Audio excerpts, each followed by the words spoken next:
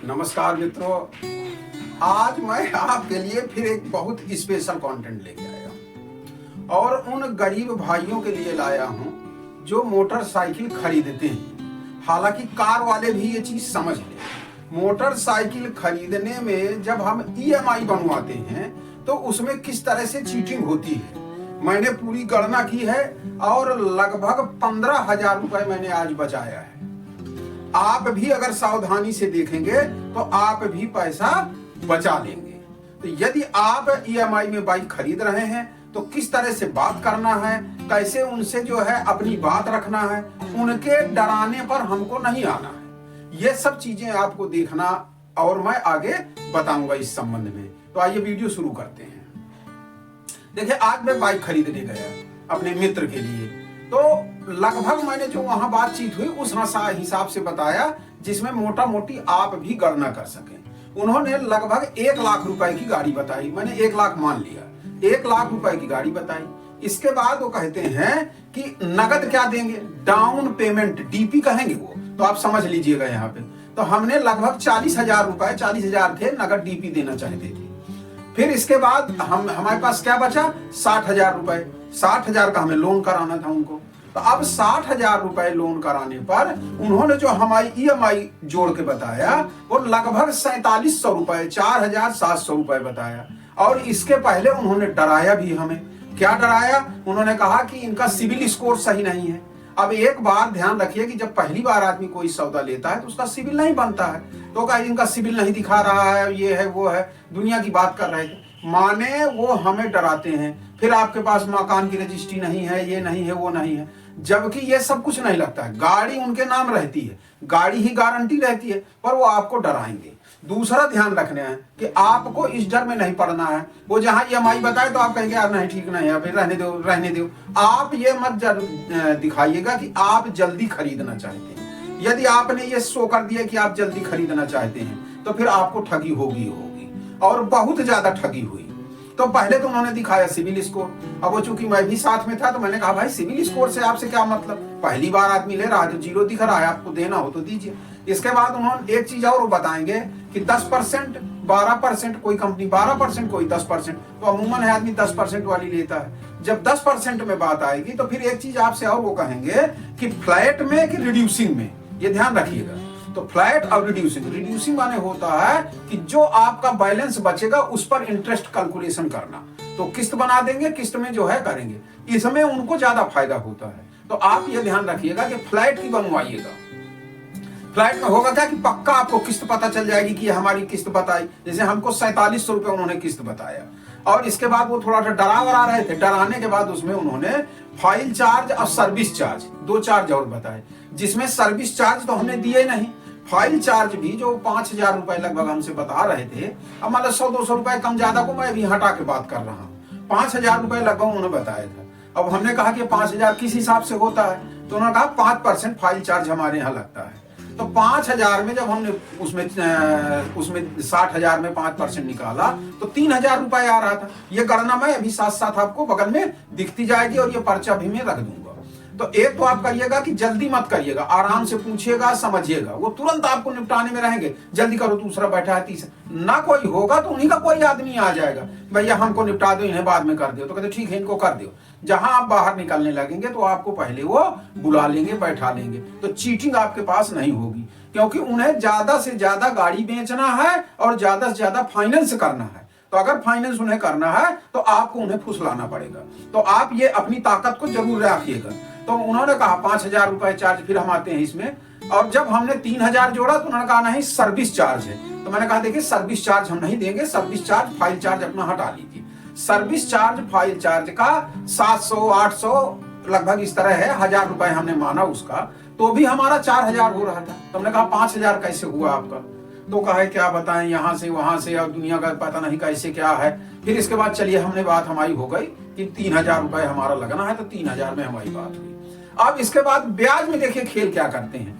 इन्होंने बनाई थी 4700 रुपए की किस्त, 4,700 की, 10% के हिसाब से।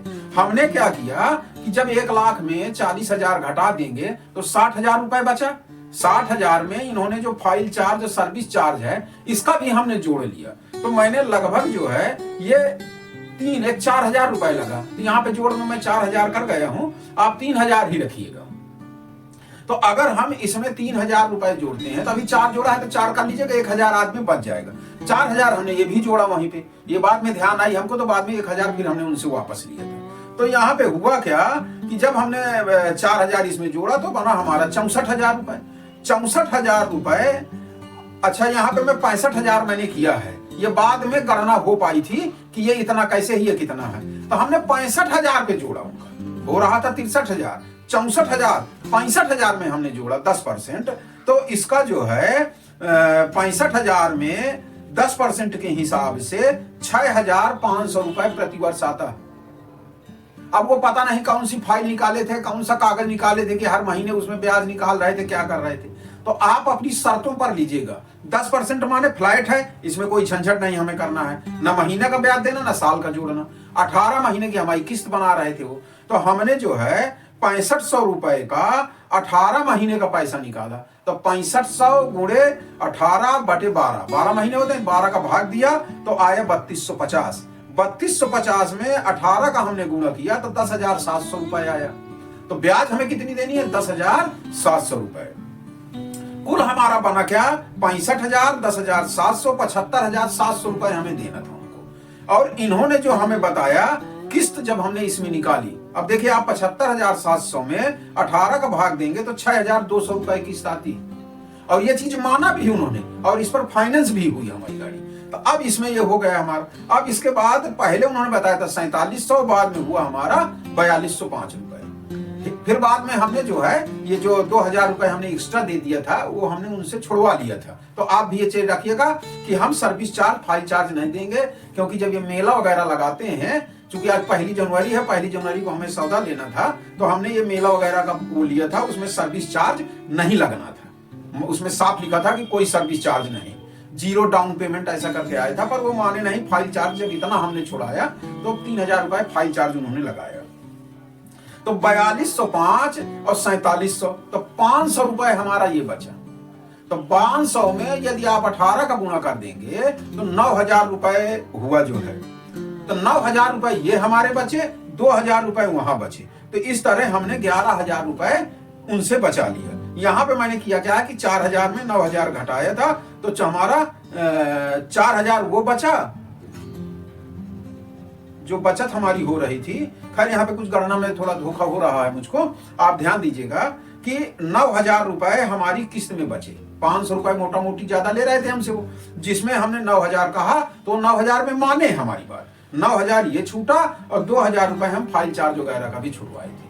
हालांकि हमारी बात ये हुई थी 0 डाउन पेमेंट पर, तो वही हमने यहाँ पे 4,000 रुपए लिखा है। यहाँ पे सर्विस चार्ज हम 1,000 उसको देना चाहते थे, लेकिन उन्होंने फाइल चार्ज न छोड़, सर्विस चार्ज छोड़ा, फाइल चार्ज नहीं छोड़ा था। तो इस तरह आप आपस में कर सकते हैं। हालांकि जो हमारे साथ था वो बार बार ये कह रहा था कि यार हटाओ, मर साहब हटाइए, पंडित जी हटाइए, बार बार वो इस तरह शब्द कह रहा था। तो इस तरह वो चीटिंग कर रहे थे।